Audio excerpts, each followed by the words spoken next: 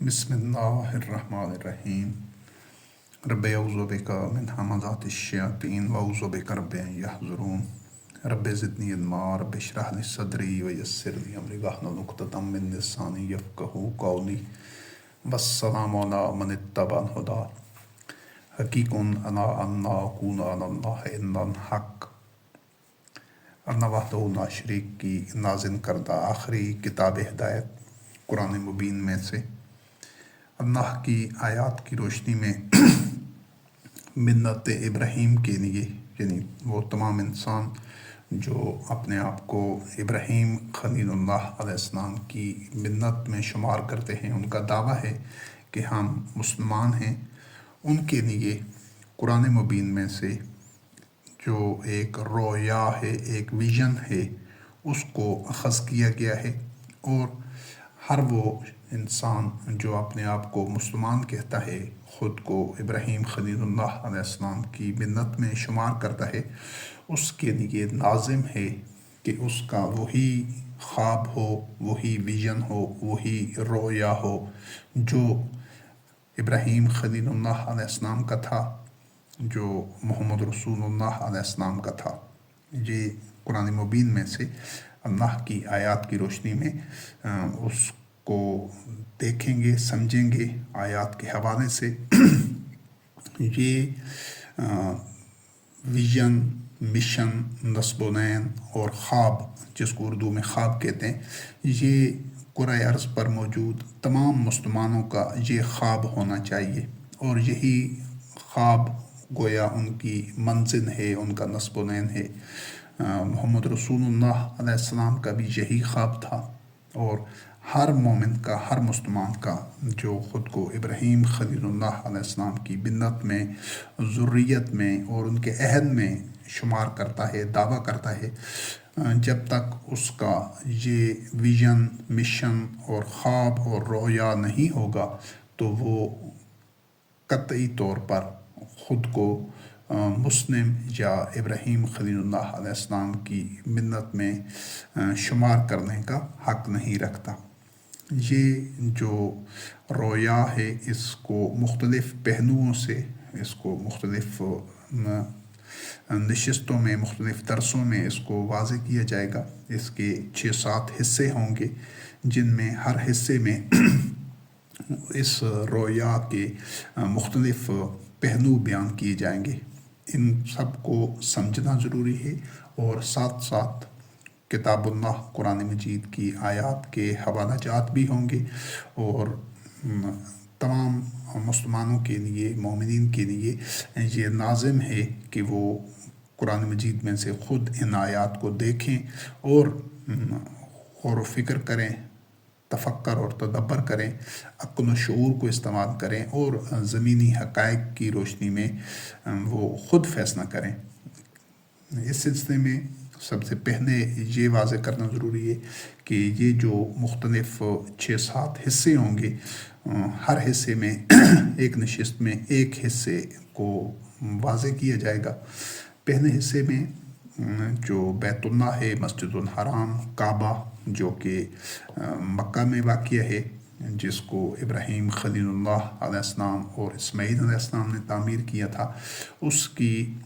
تعمیر کے اہداف و مقاصد کو سمجھا جائے گا کہ یہ بیت اللہ، مسجد الحرام اللہ رب العزت نے تعمیر کیوں کرائی تھی، اور ساتھ یہ بھی دیکھا جائے گا کہ جو لوگ اللہ وحدہ لا شریک کو اپنا رب، الہ اور معبود مانتے ہیں، یعنی وہ بیت اللہ کے رب کے عبد بنتے ہیں، تو ان کو اللہ رب العزت کیا ثمرات اور برکات اور انعامات دیتا ہے، اس کو سمجھنا بھی ضروری ہے۔ اور عصر حاضر میں دیکھیں گے کہ جو آج تقریباً 2.25 ارب کے قریب جو مسلمان ہیں، جو مسلمان ہونے کا دعویٰ کرتے ہیں، جو خود کو ملت ابراہیم شمار کرتے ہیں، اپنے آپ کو مومن کہتے ہیں، اور وہ خود کو کتاب کا وارث قرار دیتے ہیں، تو وہ اپنے آپ کو یہ دعویٰ کرتے ہیں کہ ہم دین اسلام کو اپنائے ہوئے ہیں، اس پر عمل پیرا ہیں۔ تو اس نشست میں، اس درس میں یہ بھی دیکھا جائے گا کہ کیا مسلمانوں کو وہ ثمرات، وہ انعامات اور وہ برکات مل رہی ہیں جو کہ اللہ وحدہ لا شریک کی سنت، مشیت اور اللہ کے امر اور اللہ کے اذن کے ساتھ مومنین کو ملتی ہیں، ماضی میں بھی ملتی رہی ہیں اور قیامت تک ملتی رہیں گی۔ یہ اللہ رب العزت کے کلمات ہیں جو کہ اللہ رب العزت کی سنت ہے، جو کہ غیر متبدل ہیں۔ پہلی نشست میں یہ عنوان ہوگا۔ دوسری نشست میں اس چیز کو کتاب اللہ کی آیات میں سے دیکھا جائے گا کہ جب ابراہیم حنیف علیہ السلام اور اسماعیل علیہ السلام نے بیت اللہ کی تعمیر مکمل کرنے اور اس ہدف کو ہی مد نظر رکھا، اسی نصب العین کو حاصل کرنے کے لیے جو قرآن مجید میں بیان کیا گیا ہے، تو اس کے بعد پھر یہ جو صدیوں کا عرصہ گزرا، نبی کریم علیہ السلام رحمت للعالمین کے مبعوث ہونے تک، تو ان صدیوں میں جو اگلی نسلیں آتی رہیں جو بیت اللہ کے متولی رہے، تو وہ کس طرح ان بلندیوں سے، ان رفعتوں سے جن پر ابراہیم خلیل اللہ علیہ السلام اور اسماعیل علیہ السلام فائز تھے، ان بلندیوں سے پستیوں کا یہ جو سفر تھا، یہ جو ان کا حبوط تھا کہ وہ اگلی نسلیں مسلسل نور سے ظلمات میں گھرتی چلی گئیں اور جب نبی کریم علیہ السلام مبعوث ہوئے تو بیت اللہ، مسجد الحرام، کعبہ تو موجود تھا، وہاں پر مناسک بھی ادا کیے جا رہے تھے، صلاۃ بھی اور حج کے دیگر طواف اور دیگر مناسک بھی اور عمرہ کا بھی اہتمام تھا، اور وہ لوگ جو مشرکین تھے وہ اپنے تئیں حلال حرام کے پابند بھی تھے، وہ اللہ رب کریم پر اور پوری کائنات کے خالق کے طور پر اللہ رب العزت کو تسلیم بھی کرتے تھے، موت و حیات پر قادر بھی تسلیم کرتے تھے اللہ رب العزت کو کہ یہ سارا سلسلہ کائنات اللہ رب العزت چلا رہا ہے، لیکن اللہ رب العزت نے ان کو مشرکین قرار دیا اور جس روش پر وہ گامزن تھے ان کو جہنمی قرار دیا۔ تو دوسرے حصے میں یہ سارے اس سفر کا اس جو عرصہ ہے اس میں جو کچھ ہوا اور نتیجتاً مشرکین مکہ جہاں پر کھڑے تھے نبی کریم علیہ السلام کی بعثت کے وقت، ان کی اس حیثیت کو، اس حالت کو سمجھنا بھی ضروری ہے۔ یہ اس لیے ضروری ہے کہ آج جو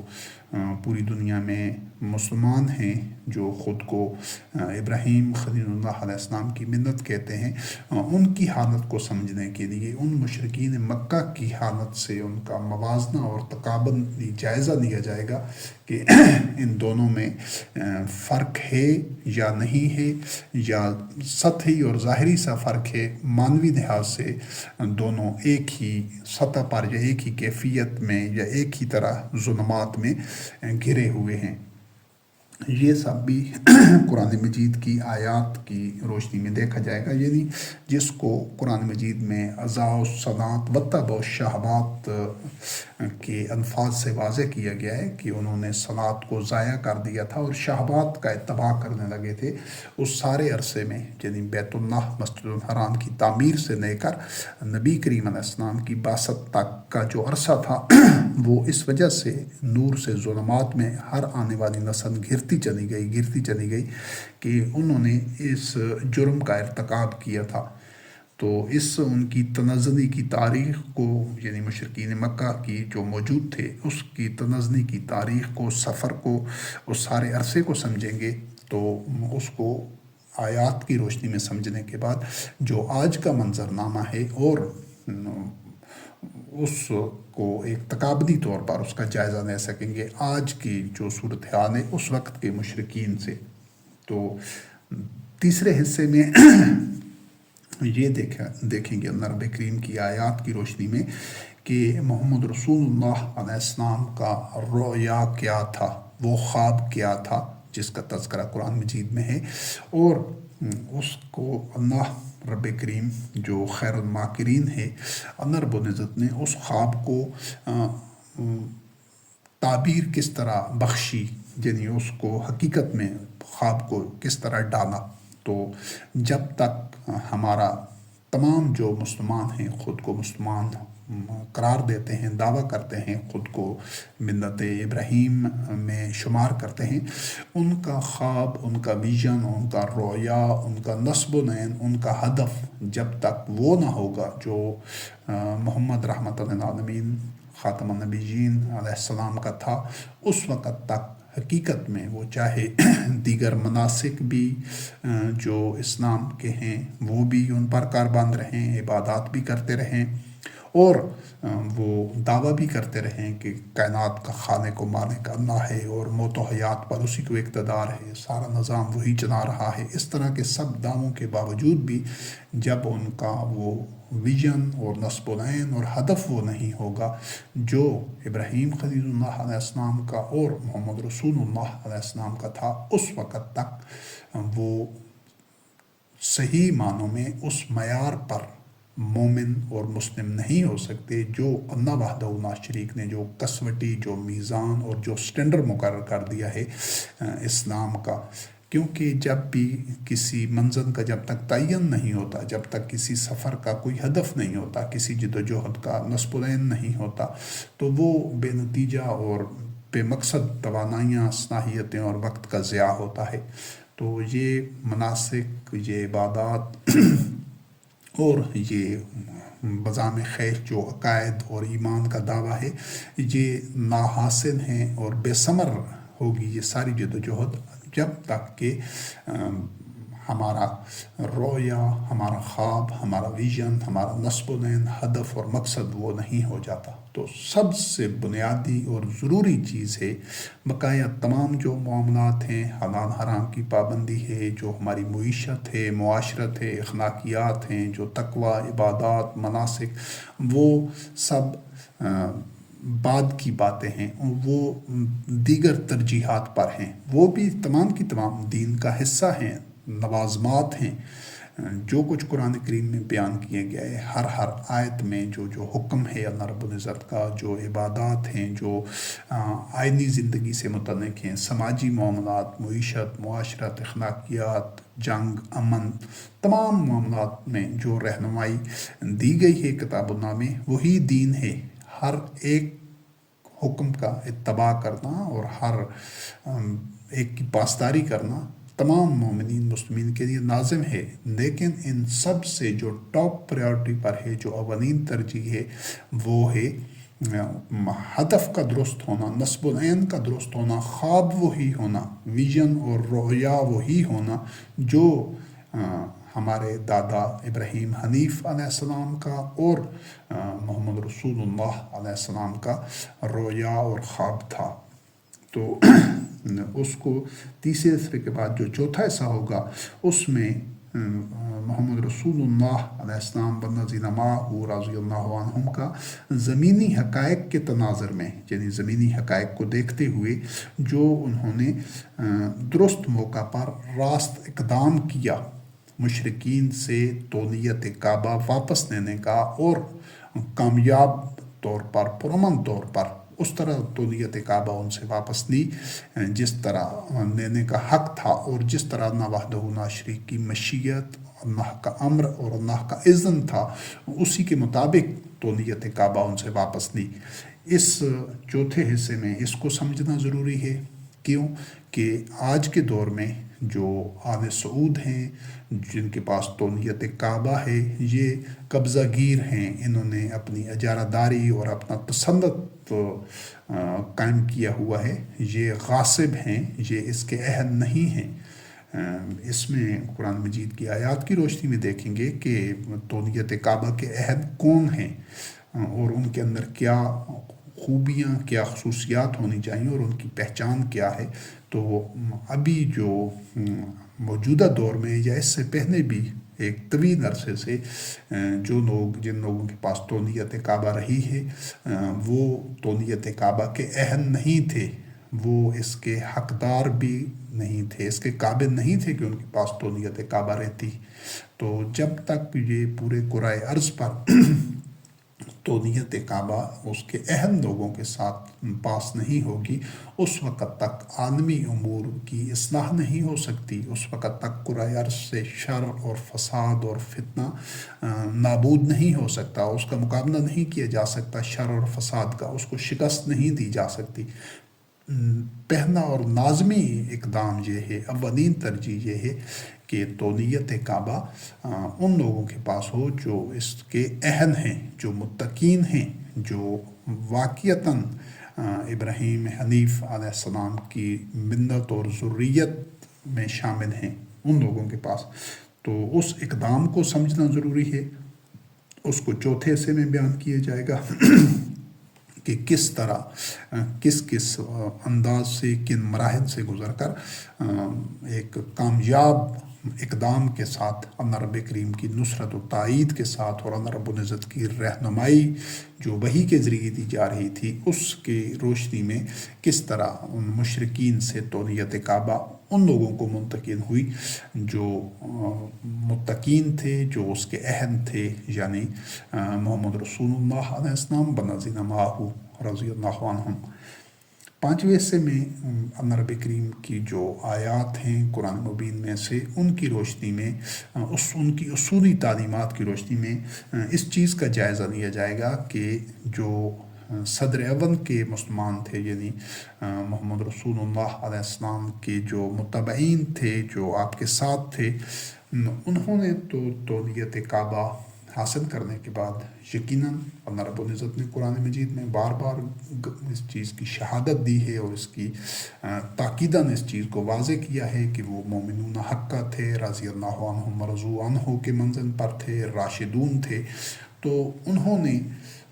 اس جس مقصد کے لیے بیت اللہ تعمیر کیا گیا تھا، اس مقصد کے حصول کے لیے اپنی توانائیاں، صلاحیتیں اور اپنی تمام جد و جہد کو اسی پر فوکس رکھا، اسی کے لیے وقف کر دی۔ لیکن بعد کے عرصے میں نبی کریم علیہ السلام کی وفات کے بعد سے لے کر آج تک جو کچھ ہوتا رہا ہے، اس صدر اول کے مومنین اور مسلمانوں کے بعد، مومنون حقہ کے بعد جو اگلی نسلیں آئیں، اس سے اگلی اور آج جس عہد میں ہم کھڑے ہیں، اس سارے عرصے میں چونکہ قرآن کریم تو نازل ہو چکا تھا، دین مکمل ہو چکا تھا نبی کریم علیہ السلام کی زندگی میں، تو جو واقعات قرآن مجید میں بیان کیے گئے ہیں اللہ رب العزت کی آیات کی صورت میں، جو گوشے، وہ تو حق ہیں۔ لیکن اس کے بعد نبی کریم علیہ السلام پر نزول قرآن کے بعد جو کچھ تاریخ میں بیان کیا ہے، یعنی جو کچھ خارج از قرآن ہے، اس سے ہمیں کچھ بھی لینا دینا نہیں ہے، چاہے وہ کسی بھی عنوان سے، کسی بھی حوالے سے اس کو کوئی بھی نام دیا گیا ہو، اس لٹریچر کو اور اس مذہبی ورثے کو۔ تو ہم نے چونکہ اس کی جو کچھ بنیاد صرف کتاب اللہ پر رکھی ہے دین کی، اور دین کتاب اللہ سے باہر کہیں بھی نہیں ہے، یعنی قرآن مجید سے باہر، تو ہم نے تمام جو نتائج اخذ کرنے ہیں، جو رہنمائی لینی ہے، جو حقیقت کو سمجھنا ہے اور پہنچنا ہے اور جس کا اتباع کرنا ہے، وہ صرف اور صرف حق ہے اور وحی ہے اور قرآن کریم ہے، قرآن کریم سے باہر کچھ بھی نہیں ہے۔ تو اس عرصہ میں، صدیوں میں جو کچھ اسی طرح تنزلی ہوئی ہے، آج ہم دیکھتے ہیں، یہ بھی اللہ رب کریم کی آیات کی اصولی ایک روشنی میں، تعلیمات میں، کہ آج جس مقام پر جو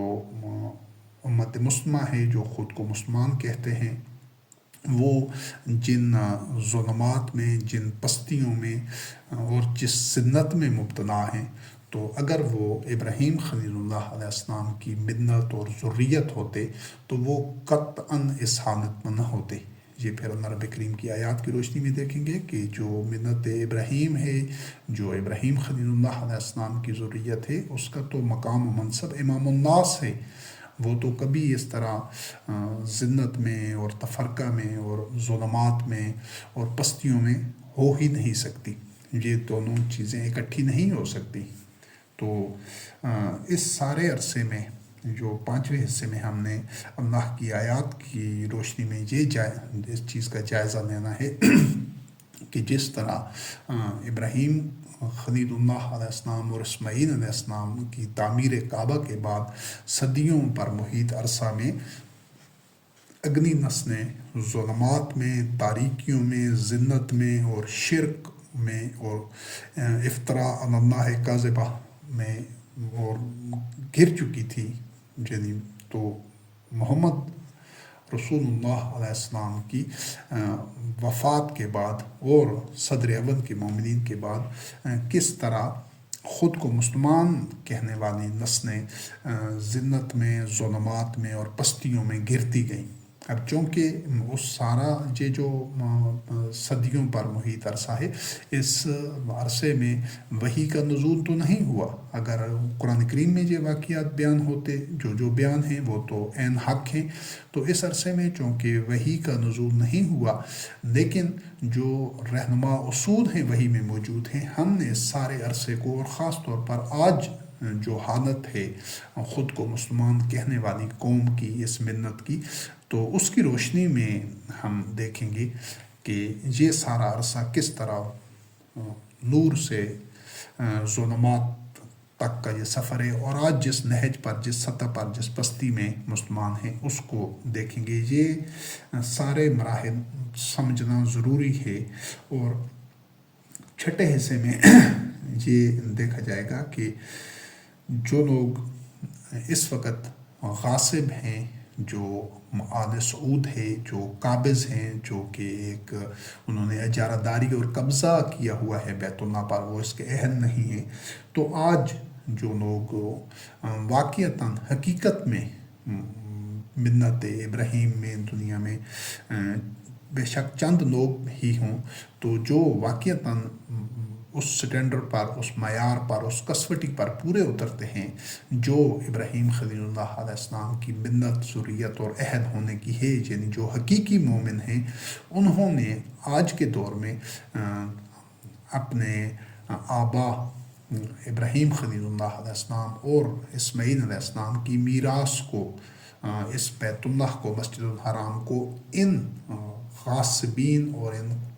قابض مسلط ٹونا سے، آل سعود سے، انہوں نے بیت اللہ کی تونیت کس طرح واپس کرنی ہے، یعنی جو رہنمائی قرآن کریم سے ملتی ہے اس کی روشنی میں، تاکہ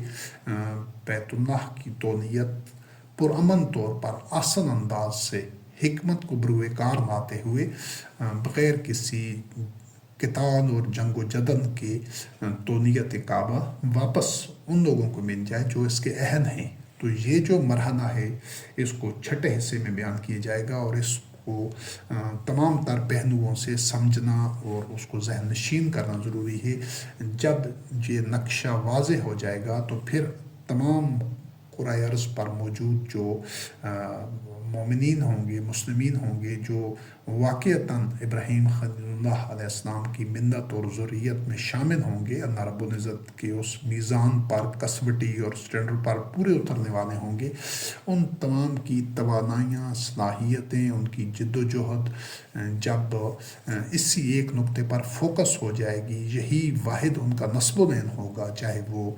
دنیا کے کسی بھی کونے میں رہ رہے ہوں، تو ان سب کی جد و جہد جب آپس میں مربوط ہوگی اور وہ مرتکز ہوگی، اسی چیز پر فوکس ہوگی، تو انشاءاللہ العزیز باذن اللہ تونیت کعبہ ان کو منتقل ہو جائے گی، اللہ رب العزت کے اذن اور اللہ رب العزت کی نصرت و تائید کے ساتھ۔ یہ چھٹا حصہ ہوگا، اس کو بھی قرآن کریم کی آیات کی روشنی میں دیکھا جائے گا، اور ساتواں حصہ جو ہوگا وہ ایک آپ کہہ سکتے ہیں کہ ان 6 حصوں کو، 6 مراحل کو، اس کو اللہ کی آیات کی روشنی میں سمجھنے کے بعد جو عصر حاضر میں جو آج ایک گلوبل ورلڈ ہے، جس میں کہ جو سارے معاملات ہیں دنیا کے عالمی امور جتنے بھی ہیں، وہ کم و بیش سب کے سب طاغوت کے ہاتھوں میں ہیں، وہ چاہے اقوام متحدہ کی صورت میں ہیں، یا اس کے ذیلی اداروں کی صورت میں، یا ورلڈ بینک، IMF اور نیٹو اور اس طرح کے جو اتحاد ہیں مختلف خطوں میں، ان کے ہاتھ میں ہیں، چاہے وہ جنگ سے متعلق ہیں، امن سے متعلق ہیں، دنیا کی معیشت، معاشرت، سیاست، اخلاقیات، تمام کے تمام امور اس وقت طاغوت کے ہاتھ میں ہیں۔ بیت اللہ مسجد الحرام صرف اور صرف ایک مناسک کی ادائیگی کے طور پر ایک مردہ رسوم ہیں جو وہاں پر ادا کی جاتی ہیں۔ وہاں پر طواف کر لینا، وہاں پر سر منڈوا لینا اور وہاں پر جانور ذبح کر لینا، اس سے زیادہ اور مقصدیت رہ نہیں گئی۔ اور یہی وہ مناسک اور رسوم تھے، مردہ رسوم، جو کہ مشرکین مکہ بھی کر رہے تھے۔ ان کا جو ایک جوہر تھا، جو مقصود تھا، اس کو فراموش کر دیا گیا تھا۔ تو بالکل اسی طرح صدیوں سے اور آج آل سعود نے جو بیت اللہ کا مصرف بنا رکھا ہے وہ یہی ہے کہ اس میں ایک محض مناسک اور رسوم کی ادائیگی تو ہوتی ہے، ورنہ اس کے مقصد تعمیر کو پوری طرح فراموش کر دیا گیا ہے قطعی طور پر۔ اور اس 7ویں حصے میں ایک امیجینیشن یا ایک ویژن یا ایک سوچ کے حوالے سے اس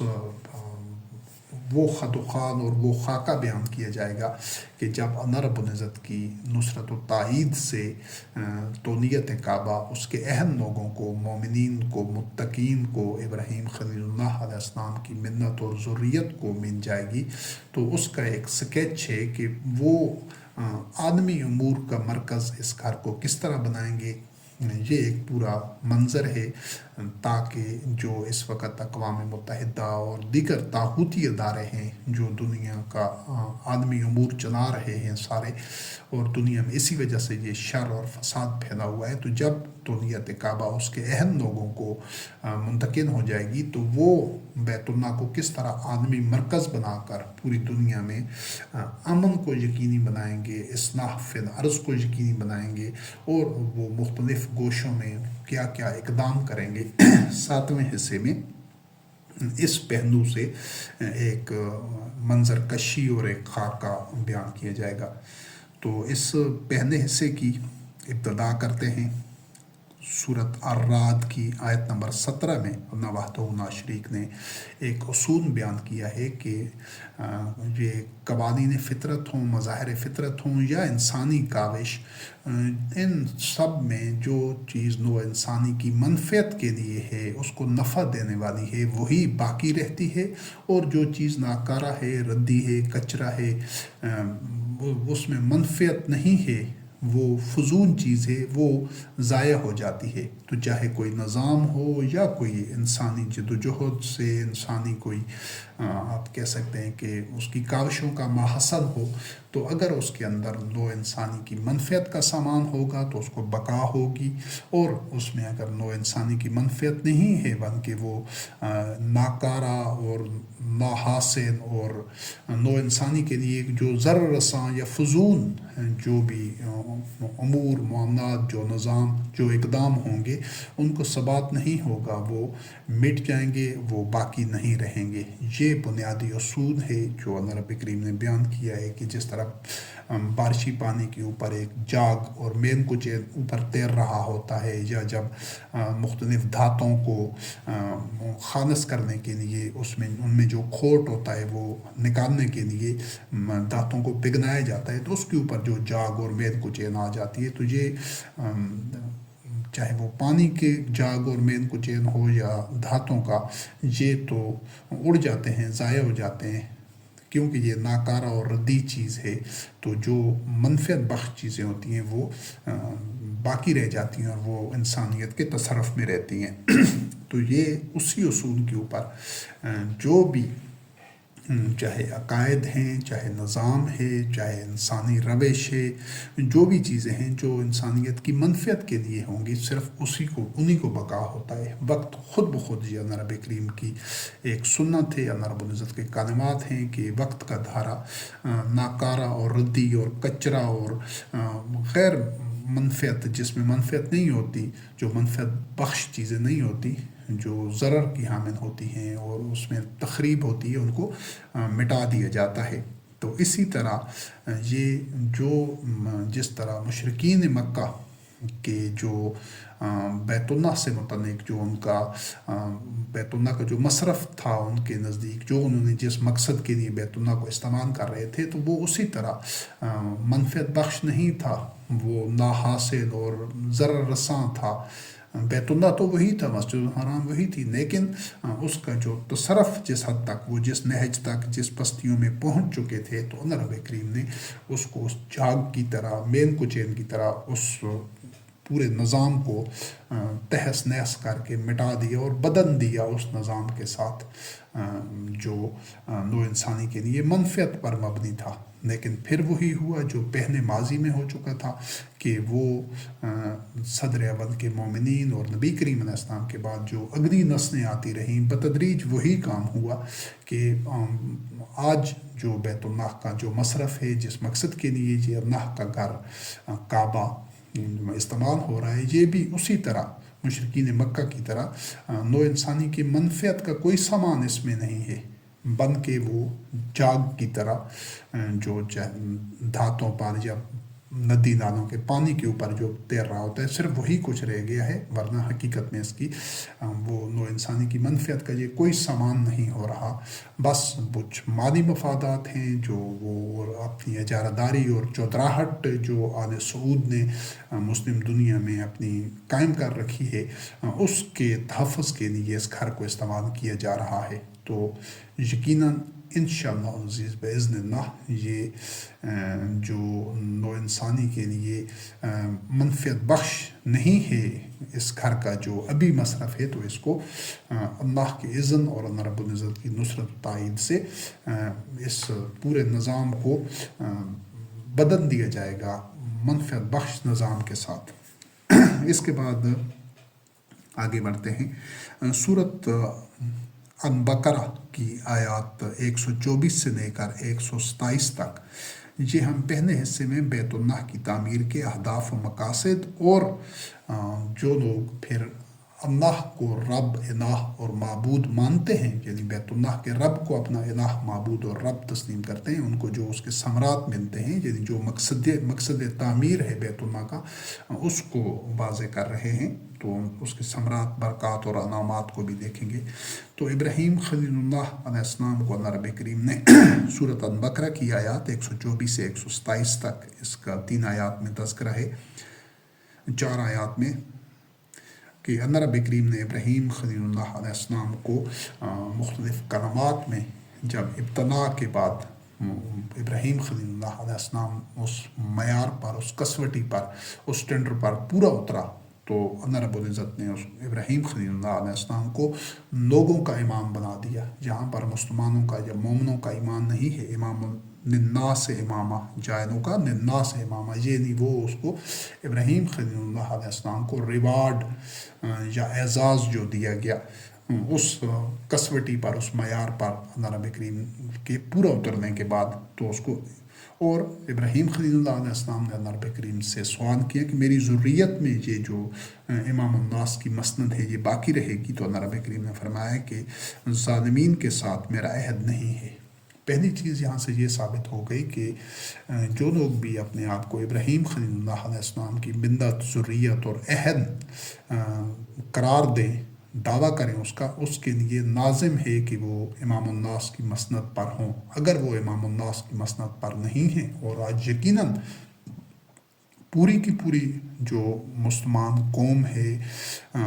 اپنے آپ کو ملت ابراہیم کہتی ہے، یہ امام الناس کی مسند پر نہیں ہیں، بلکہ یہ طاغوت کا تختہ مشق ہے،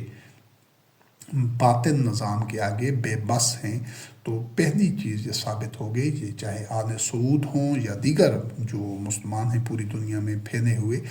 یہ آج امام الناس کی مسند پر نہیں ہیں، بلکہ یہ طاغوت کا تختہ مشق ہیں۔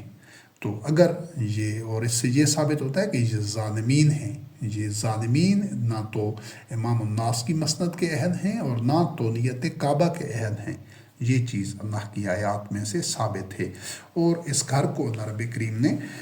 مثابۃ للناس جہاں پر بھی، اور اس چیز کو پہلے نشست میں ہی سمجھنا اور جاننا ضروری ہے کہ بیت اللہ کا جہاں بھی تذکرہ ہے، حج کا تذکرہ ہے، مسجد الحرام کا، اس میں سارے کے سارے مقامات پر ناس کا لفظ ہے، انسانوں کا۔ یہ گھر انسانوں کے لیے بنایا گیا ہے، اس میں تمام ادیان کے، تمام اقوام کے لوگ ہیں جو پرامن بقائے باہمی پر یقین رکھتے ہیں، جو ایک ذمہ دار انسان ہیں، باشعور انسان ہیں، چاہے ان کا دین کوئی بھی ہو۔ بیت اللہ کے دروازے، مسجد الحرام کے دروازے ان کے لیے کھلے ہونے چاہیے، ایسے تمام لوگوں کے لیے جو پرامن بقائے باہمی پر یقین رکھتے ہیں، اور تمام انسانوں کے لیے ان کی عزت نفس کا خیال رکھتے ہیں، ان کو وہ تمام آزادیاں اور بنیادی انسانی حقوق کے تحفظ کو یقینی بناتے ہیں جو تمام انسانوں کو اللہ رب العزت نے پیدائشی طور پر دیے ہیں۔ تو ایسے انسان، چاہے ان کا کسی بھی دین سے، کسی ملت، کسی قوم سے تعلق ہے، وہ مسجد الحرام میں ان کے دروازے کھلے ہونے چاہیے، اور ان کو کوئی پابندی نہیں ہونی چاہیے۔ صرف اور صرف مفسدین کو روکنا ہے جو وہاں پر تخریب کاری یا شر پسندی کریں اور اس نظام کو سبوتاج کرنا چاہیں، ان کی مسجد الحرام میں داخلے پر پابندی ہوگی۔ جو بنیادی انسانی آزادیوں اور انسانی حقوق کے ضامن ہیں اور داعی ہیں، وہ تمام انسان جو پرامن بقائے باہمی پر یقین رکھتے ہیں، ان کے لیے مسجد الحرام کے دروازے ہمیشہ کھلے ہونے چاہیے، اور ہوں گے انشاءاللہ باذن اللہ۔ لیکن انہوں نے، یہ جو آل سعود ہیں، یا اس سے پہلے جو لوگ بیت اللہ پر قابض رہے ہیں، جو مسلط رہے ہیں، انہوں نے دیگر تمام انسانوں کے لیے بیت اللہ کے دروازے بند کیے ہوئے ہیں، ان کو داخل نہیں ہونے دیتے۔ تو یہ بڑی بھاری اور بنیادی غلطی اور جرم ہے اور نااہلی ہے کہ اس کے مقصد تعمیر کو فراموش کر دیا گیا ہے اس حوالے سے۔ ورنہ آگے اور کئی پہلو اور گوشے آئیں گے جن سے ثابت ہوگا ان مقامات سے، ان آیات سے، کہ کس طرح یہ جرم کرتے آئے ہیں صدیوں سے، یہ جو کعبہ کے متبنی بنے ہوئے ہیں نسل در نسل۔ تو ان میں پہلا جو بڑا اور بنیادی جرم یہ ہے کہ اس گھر کو تمام انسانوں کے لیے کھلا ہونا چاہیے تھا یکساں طور پر، لیکن انہوں نے صرف اور صرف ان لوگوں کے لیے اس گھر کو کھلا رکھا ہے جن کو یہ مسلمان کہتے ہیں، حالانکہ حقیقت میں یہ ابراہیم خلیل اللہ علیہ السلام کی ملت، ذریت اور اہل ہیں ہی نہیں، بس دعوے کی حد تک ہیں، زبانی کلامی یا کچھ مناسک اور رسوم کی حد تک ہیں، ورنہ حقیقت میں جو روح ہے، جو ایسنس ہے، جو جوہر ہے، جو مقصود ہے، اس کو صدیوں سے مسلمان قوم فراموش کر چکی ہے۔ اسی وجہ سے اس کی آج یہ حالت بنی ہوئی ہے۔ یہ مقافات امن کا نتیجہ ہے، یہ ان جرائم، ان غلطیوں اور ان جو فسق و فجور، اس ظلم کا نتیجہ ہے، چونکہ اللہ رب کریم نے فرمایا کہ ظالمین کے ساتھ میرا عہد نہیں ہے، یعنی میں ان کو امام الناس کی مسند پر نہیں رکھوں گا۔ تو یہ گھر تمام انسانوں کے لیے مثابۃ للناس کے تمام انسان لوٹ کر اس گھر کی طرف آئیں، اور تمام انسان چاہے وہ کسی دین کے بھی حامل ہوں، کسی قوم، کسی ملت کے، وہ اگر شر، فساد اور مصائب اور ابتلاء اور ذلت سے، ظلمات سے، جہالت سے نکلنا چاہتے ہیں، وہ خیر، برکات اور انعامات کے متمنی ہیں، تو وہ آئیں اس گھر میں اور اس نظام کو دیکھیں جو اس گھر میں انشاءاللہ باذن اللہ جو تشکیل دیا جا چکا ہوگا، اور جو پوری نوع انسانی کی منفعت کے لیے، ان کی معیشت، معاشرت، ان کے سماجی معاملات، ان کے ہر سیاسی معاملات، تمام امور کی میں اصلاح کے لیے جو ایک پالیسی سازی اس گھر میں ہو رہی ہوگی، تمام انسانوں کو دعوت ہوگی کہ وہ بحیثیت مبصر آ کر اس کو دیکھیں اور اس کا حصہ بننا چاہیں نوع انسانی کی اصلاح کا، منفعت کا، تو وہ اس کا حصہ بنیں اور اس سے استفادہ کرنا چاہیں اور اپنی اصلاح کرنا چاہیں، تو یہ گھر ان کو ان کی اصلاح کے لیے، ان کی منفعت کا سامان مہیا کرے گا انشاءاللہ العزیز باذن اللہ۔ تو یہ مثابۃ للناس کا مقصد ہے کہ لوگ اس کی طرف آئیں ایسا نہیں ہے کہ محض چند رسوم اور مردہ رسوم اور پوجا پاٹ کر کے ان جو کچھ وہ کر رہے ہیں اس کی حقیقت سے غافل ہو کر مادی اور طبی لحاظ سے فزیکل وہ کچھ ایکٹیویٹیز اور سرگرمیاں کر کے آئیں اور چلے جائیں. یہ مقصد نہیں ہے اس گھر کی تعمیر کا. اور امن کا مقام ہے یہ گھر خود بھی. پورے جو بھی اس سے وابستہ لوگ ہوں گے، جو اس کے اہل ہوں گے، جو اس گھر کے رب کے عبد ہوں گے، وہ چاہے دنیا کے کسی بھی کونے میں کسی گوشے میں ہوں گے، تو ان سب کے لیے امن کو یقینی بنانا بھی اس گھر کی ذمہ داری ہوگی. اور وہ جو ابراہیم خلیل اللہ علیہ السلام کی ملت اور ذریت میں شامل لوگ ہوں گے، جو اس گھر کے متولی ہوں گے، جو اس سارے انتظامات کو چلا رہے ہوں گے، یہ ان کی ذمہ داری ہوگی کہ جو بھی پوری دنیا کے کسی گوشے میں بھی ہیں تو وہ ان کو جو اس گھر سے وابستہ ہیں، جو اس کے اہل ہیں، جو اس کا حصہ ہیں، جو اس آئیڈیالوجی پر، اس نظریے پر یقین رکھنے والے ہیں، ان سب کو امن فراہم کرنا اس گھر کی ذمہ داری ہے، جو آج حقیقت میں نہیں ہے. چونکہ یہ غاصب ٹولہ ہے تو یہ تو خود اپنے امن کے لیے بھی طاغوت کے رحم و کرم پر ہیں. یہ آل سعود ہو گیا یا دیگر مختلف ممالک، یہ تو خود تختہ مشق بنے ہوئے ہیں، اور ان کا اقتدار اور ان کی حکومت اور ان کی یہ جتنا اسراف و تبذیر ہے، یہ بھی عصر حاضر کے طاغوت اور یہی طاغوتی اداروں کے رحم و کرم پر ہیں. تو اس وجہ سے یہ جب خود امن میں نہیں ہیں تو یہ دیگر انسانوں کو امن کس طرح فراہم کر سکتے ہیں. اور جو مقام ابراہیم کو مسلح بنانے کا رب کریم کا جو حکم ہے تو وہ یہ ہے کہ جس مقام پر ابراہیم خلیل اللہ علیہ السلام کھڑے تھے، یعنی جس مقصد کے لیے انہوں نے یہ بیت اللہ کی تعمیر کی تھی، اور جس نہج اور جس ڈگر پر اور جس شاہراہ پر وہ خود گامزن تھے، یعنی وہی کے اتباع کی اور نوع انسانی کی منفیت کے لیے اور پورے کرۂ ارض کے امن کو یقینی بنانے کی جو نصب العین تھا، جو ہدف تھا ابراہیم خلیل اللہ علیہ السلام اور اسماعیل علیہ السلام اور محمد رسول اللہ علیہ السلام کے سامنے، وہی تمام مومنین نے اپنے سامنے رکھنا تھا، نزول قرآن کے عہد میں بھی اور قیامت تک بھی. یہ ہے وَاتَّخِذُوا مِن مقام ابراہیم مصلی کا مفہوم. اور ابراہیم خلیل اللہ علیہ السلام اور اسماعیل علیہ السلام سے اللہ رب کریم نے عہد لیا تھا کہ اس گھر کو طواف کرنے والوں کے لیے اور جو اس میں ٹھہرنے والے ہوں گے ان کے لیے، اعتکاف کرنے والے اور رکوع و سجود کرنے والوں کے لیے اس گھر کو طاہر رکھنا ہے، یعنی ہر طرح کی آلودگی سے، ہر طرح کے باطل نظریات سے، شرک سے، نفاق سے. تو یہ طہارت مقصود تھی. اس کی صفائی ستھرائی یا اس کا کوئی جھاڑو لگانا یا اس کی اس طرح کی دیکھ بھال والی صفائی ستھرائی کی بات نہیں ہو رہی یہاں پر. یہ وہ طہارت ہے جو تاکہ اس میں کسی طرح کی ایک تعصب نہ ہو، ایک کسی نسل کا، کسی قوم کا، کسی طرح کی کسی کی اجارہ داری نہ ہو، کوئی شرک نہ ہو، کسی بھی حوالے سے باطن رویے، باطن نظریات نہ ہوں جو نظام جہاں پر تشکیل دیا جائے. تو یہ وہ طہارت تھی جو سب سے پہلے وہ ذمہ داری ابراہیم خلیل اللہ علیہ السلام اور اسماعیل علیہ السلام کی لگائی گئی، اور پھر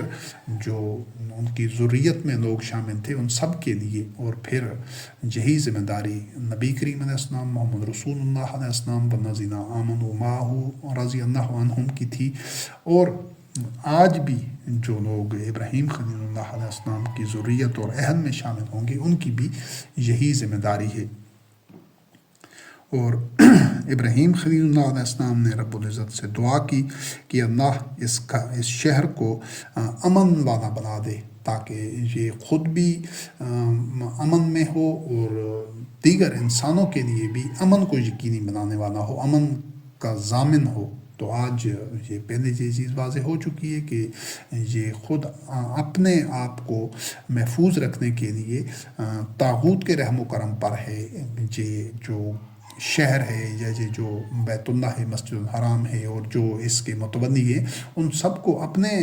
امن کے لیے طاغوت کا محتاج ہیں وہ، تو وہ دوسروں کو امن کس طرح فراہم کر سکتے ہیں؟ اس وجہ سے جہاں بھی آپ دیکھیں کہ یہ اس کے مقصد تعمیر کو فراموش کر دیا گیا ہے. جس طرح پہلے مرحلے میں، پہلے حصے میں، کہ اس کو تمام انسانوں کے لیے اس کے دروازے کھلے نہیں رکھے گئے، بلکہ ایک خاص قوم کا یا ایک خاص لوگوں کے لیے، تاکہ اس کو محدود کر دیا گیا ہے، تمام انسانوں کے لیے اس کو کھلا نہیں رکھا گیا. اسی طرح یہ امن نہ تو خود امن میں ہے اور نہ پوری دنیا پر امن کی ضمانت دے رہا ہے. اگر یہ پوری دنیا کے امن کا ضامن ہوتا تو یہ دنیا میں جتنی یہ پہلی جنگ عظیم، دوسری جنگ عظیم، اور اس سے پہلے جتنی جنگیں ہو چکی ہیں یا آج ہو رہی ہیں، جتنا فساد، ظاہراً فساد فی البر والبحر، اگر بیت اللہ کو وہ منصب مقام دیا جاتا اور اس کے اہل وہ لوگ اس کے متولی ہوتے جو اس کے اہل ہیں اس کے متولی ہونے کا، تو دنیا میں یہ فساد ختم ہو چکا ہوتا انشاءاللہ باذن اللہ. اور یہ ہوگا، یہ فساد ختم ہوگا انشاءاللہ العزیز. اور اس کے علاوہ جو اس کے اہل ہیں، یعنی جو بھی لوگ اس بیت اللہ سے وابستہ ہوں گے، جو مسلمین ہوں گے، جو ابراہیم خلیل اللہ علیہ السلام کی ذریت میں سے ہوں گے، تو وہ ان کے لیے اللہ رب کریم سے ابراہیم خلیل اللہ علیہ السلام نے دعا کی تھی کہ ان کو ثمرات کا، پھلوں کا رزق عطا فرمانا. اور جو اللہ و آخرت پر، اللہ پر اور آخرت پر ایمان لانے والے ہوں. تو اللہ رب کریم نے جواب دیا کہ جو کفر اختیار کرے گا میں اس کو بھی کچھ عارضی اور وقتی فائدہ دوں گا، لیکن اس کو آخر کار آگ کے عذاب کی طرف، اس کو آگ کا عذاب جھیلنا پڑے گا، یعنی اس کے لیے جہنم ہے. اور دنیا میں بھی جب بھی اس کے بیت اللہ کے حقیقی وارث جو کہ ابراہیم خلیل اللہ علیہ السلام کی ملت اور ذریت اور اہل ہیں، تو ان کے مقابلے میں جو مشرکین ہوتے ہیں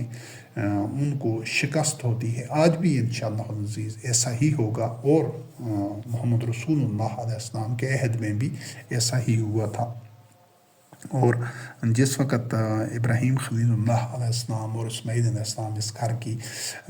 دیواریں بلند کر رہے تھے، تو وہ اللہ سے دعا کر رہے تھے کہ اللہ ہماری اس جد و جہد اور اس کاوش کو قبول فرما. اس کے بعد اگلا حوالہ ہے سورۃ الحج کی آیات نمبر 25 سے لے کر 29 تک. اس میں اللہ رب کریم نے جو اس دور میں نزول قرآن کے عہد میں، محمد رسول اللہ علیہ السلام کے عہد میں جو مشرکین مکہ تھے، ان سے متعلق یہ چیز واضح کی ہے کہ وہ باوجود اس کے، یہ پہلے اس کا تذکرہ ہو چکا ہے کہ وہ دعویٰ کرتے تھے کہ ہمارا اللہ پر بھی ایمان ہے اور سب کائنات کے اوپر بھی جو اللہ رب کریم کا اقتدار ہے اس کو بھی ہم مانتے ہیں، اور وہ خود ساختہ حلال حرام کی پابندی بھی کرتے تھے، اور یہ حج اور صلاۃ اور دیگر مناسک بھی کر رہے تھے. تو زبانی کلامی حد تک وہ اپنے آپ کو بالکل اسی طرح کہہ رہے تھے، دعویٰ کر رہے تھے کہ ہم تو اس کی تولیت کے عہد ہیں، ہم تو وہ حق ادا کر رہے ہیں کہ ہم اس ساری چیزوں پر کاربند ہیں. حقیقت میں وہ تمام تعلیمات کی روح کو اور ان کی حقیقت کو فراموش کر چکے تھے اور مشرک بن چکے تھے. اللہ رب کریم نے ان کو کافر قرار دیا ہے کہ جو لوگ کفر کرتے ہیں اور اللہ کے راستے سے روکتے ہیں اور مسجد الحرام سے روکتے ہیں، جس کو کہ تمام لوگوں کے لیے جہاں پر بھی ناس کا لفظ ہے، چاہے وہ جہاں کے رہنے والے ہوں اور چاہے وہ باہر کے ہوں. یہ تو جس طرح جو کچھ آج آل سعود کر رہے ہیں، جو اس طرح انہوں نے اپنی بیت اللہ پر قبضہ اور اجارہ داری اور تسلط اور غاصب ہیں، انہوں نے غصب کر رکھا ہے، اسی طرح وہ مشرکین مکہ بھی کر رہے تھے. وہ بھی تمام انسانوں کے لیے یکساں طور پر بیت اللہ کو نہیں کھول رہے تھے، بلکہ انہوں نے اپنی اجارہ داری بنا رکھی تھی. تو اللہ رب کریم نے ان کی مشرکین مکہ کی جس طرح تمام وہ مناسک کو اور وہ صلاۃ کو اور سارے دیگر حلال حرام کی پابندیوں کے باوجود ان کو کافر قرار دے دیا ہے، اور اس چیز ان کی اس روش کو غلط قرار، باطل قرار دیا ہے. بالکل اسی طرح آج جو کچھ آل سعود کر رہے ہیں، وہ ان ظاہری مناسک کے باوجود یا ان عبادات اور حلال حرام کی پابندیوں کے باوجود اصولی طور پر، معنوی لحاظ سے، حقیقت کے لحاظ سے یہ بھی اسی مقام کے اوپر کھڑے ہیں جس پر مشرکین مکہ تھے. تو اس کو اللہ رب کریم نے فرمایا ہے کہ اور جو بھی اس گھر میں ایک کج روی اختیار کرے گا، ایک سیدھے راستے کو چھوڑ کر ٹیڑھے راستے پر، غلط راستے پر چلے گا، ایک طرف ہو کر نکل جائے گا، تو اس کو اللہ رب کریم نے فرمایا ہے کہ ہم اس کو عذاب علیم چکھائیں گے۔ تو ان مشرکین کو شکست کی صورت میں اور ان کے پورے نظام کو نابود ہونے کا جو ان کو وہ لمحہ دیکھنا پڑا، تو وہ دنیا میں ان کے لیے وہی عذاب علیم تھا کہ جب ان کا صدیوں سے قائم چلتا ہوا باطن نظام معدوم ہو گیا اور وہ شکست سے دوچار ہوئے، ان کا سسٹم جو کریش ہو گیا، مٹ گیا۔ تو بالکل اسی طرح انشاءاللہ العزیز آج جو صدیوں سے یہ جو ایک تسلسل چلا آ رہا ہے، آج جس کے مہرے آل سعود ہیں، ان کا بھی یہ جو وہ باطن نظام چلا رہے ہیں، یہ بھی اسی طرح مٹ جائے گا انشاءاللہ العزیز۔ لیکن ان کے لیے ایک موقع ہے کہ وہ اپنی اس غلط روش کو درست کر دیں اور اس کی جو تولیت ہے وہ اپنے آپ کو اس کا اہل ثابت کریں اور اپنی اصلاح کریں، تو ان کے لیے ایک موقع ہے کہ ان کی اللہ رب کریم مغفرت فرما دے گا اگر وہ اپنی اصلاح کر دیتے ہیں۔ لیکن اگر وہ اس چیز کے اوپر اصرار کریں گے، اڑے رہیں گے، ڈٹے رہیں گے کہ وہ بیت اللہ کے امور کو اسی نہج سے، اسی انداز سے، اسی طور سے چلاتے رہیں جس طرح وہ چلا رہے ہیں، تو ان کو اس دنیا میں بھی اپنی اس غلط اور باطن روش کی وجہ سے عذاب علیم سے شکست دوچار ہونا پڑے گا، اور آخرت میں بھی جس طرح کہ اللہ رب کریم نے ان کو آگاہ کر دیا تھا، اور پھر بتدریج وہ لمحہ، وہ وقت، وہ نہج پر آ گئے کہ جب ان کو شکست فاش ہوئی اور وہ ان کا باطن نظام شکست کھا گیا، معدوم ہو گیا، نابود ہو گیا اور منہدم ہو گیا۔ تو اس چیز کو، اور اللہ رب کریم نے جب ابراہیم خلیل اللہ علیہ السلام کو اس بیت اللہ کے لیے مقام کی نشاندہی کر دی کہ جہاں پر اس کی بنیاد رکھنی ہے، جہاں پر مسجد الحرام کی تعمیر کرنی ہے، اور میرے ساتھ کسی کو شریک نہیں کرنا، اور طواف کرنے والوں، قیام کرنے والوں، اور رکوع و سجود کرنے والوں کے لیے اس گھر کو طاہر رکھنا ہے۔ یعنی وہ جو طہارت کا پہلے ذکر آ گیا ہے کہ ہر طرح کی آلائشوں سے، فکری، عملی، نظریاتی، ہر طرح کی آلائشوں سے اور نجاست سے اور اس کو دور رکھنا ہے، بلکہ خالص وحی کی تعلیمات پر پوری نوع انسانی کی وحدت کے لیے، امن کے لیے، اصلاح کے لیے، منفعت کے لیے اس گھر کو اس میں سے انتظام اور نظام چلانا ہے، اور اس کو تمام لوگوں کے لیے کھلا رکھنا ہے، جو پرامن بقائے باہمی پر یقین رکھنے والے ہوں، جو نوع انسانی کی اصلاح کے لیے کوشاں ہوں، ان سب لوگوں کے لیے۔ تو اور یہاں پر آپ دیکھیں کہ اللہ رب کریم نے فرمایا ہے کہ ابراہیم خلیل اللہ علیہ السلام کو حکم دیا تھا کہ لوگوں میں اعلان کر دو حج کے لیے، وَأَذِّن فِي النَّاسِ بِالْحَجِّ، یاتوکا کا لفظ ہے یہاں، اس چیز کو سمجھنا ضروری ہے۔ آگے بھی اس کا تذکرہ آئے گا کہ یہ جو پوری دنیا میں سے جو مسلمان ہیں یا دیگر جو لوگ ہیں، وہ کبھی بھی اس چیز کو اچھی طرح ذہن نشین کرنا اور سمجھنا ضروری ہے، تاکہ کلیئرٹی ہو، وضاحت ہو جائے، کوئی غلط فہمی یا بہام نہ رہے کہ یہ جو مکہ میں، بیت اللہ میں تمام دنیا سے جو حج کرنے والے اور عمرہ کرنے والے جو جاتے ہیں، جس کے لیے ابراہیم خلیل اللہ علیہ السلام نے اعلان کیا تھا، وہ اس وجہ سے جانا ہے کہ تمام امور کی اصلاح ہو سکے۔ محض یہ رسوم اور مناسک کے لیے یا محض بے روح حرکات کے لیے، حرکات و سکنات کے لیے، یا کچھ چیزیں زبان سے دہرا دینے کے لیے نہیں جانا، بے نتیجہ عمل نہیں ہے یہ۔ ہر جو مناسک ہیں، ان کی جو روح ہے، جو مقصدیت ہے، اس کا حاصل کرنا ضروری ہے۔ اس چیز کو سمجھنا ضروری ہے۔ اور دوسرا یہ ہے کہ جہاں پر جو حج اور عمرہ کے لیے جانا ہے، تو محض اس پتھر اور مٹی کی عمارت کے لیے یا ان پہاڑیوں کے لیے، صفا و مروہ کے لیے نہیں جانا، بلکہ اللہ رب کریم نے فرمایا ہے کہ یا تو کا ابراہیم خلیل اللہ علیہ السلام کو کہ لوگ تیری طرف آئیں، کیونکہ اس گھر نے کوئی فیصلے نہیں کرنے، یہ تو پتھر اور مٹی کی عمارت ہے، اس نے کوئی پالیسیز نہیں بنانی، اس نے لوگوں میں عدل و قسط کے نظام کو جاری نہیں کرنا، اس نے وحی کی رہنمائی میں نہی امن وضع نہیں کرنا، وحی کے اس تعلیمات اور اصولوں کی روشنی میں۔ یہ تو محض پتھر اور مٹی کے ایک عمارت ہے۔ تو جانا اس گھر کی بنایا یہ گھر تھا کیونکہ یہ ایک مرکز تھا، محسوس مرکز، تاکہ کوئی ایک متعین مقام ہو کہ لوگوں نے جانا کہاں ہے، اس کے لیے یہ گھر مسجد الحرام، کعبہ، بیت اللہ تعمیر کیا گیا تھا۔ لیکن محض اس گھر تک نہیں جانا تھا، ان عمارتوں یا یہ جو مظاہر ہیں، طبی مظاہر، یہ صفا و مروہ یا یہ جو عمارت ہے، اس تک محض نہیں جانا تھا، نہیں، بلکہ جانا تھا ابراہیم خلیل اللہ علیہ السلام کے پاس، یاتو کا تیرے پاس آئے۔ تو اور پھر ابراہیم خلیل اللہ علیہ السلام کے بعد ان کے جو ذریت تھی، جو ان کے جانشین تھے، جو ملت ابراہیم تھے، ان کے پاس جانا تھا۔ اور پھر اس چیز کا آگے بھی تذکرہ آئے گا، آج بھی جو لوگ جائیں گے تو وہ اس عمارت جو صفا و مروہ کے پاس نہیں جائیں گے، چاہے وہ حج کرنے والے ہوں، اعتکاف والے ہوں، عمرہ والے ہوں، کوئی بھی لوگ ہوں، تو وہ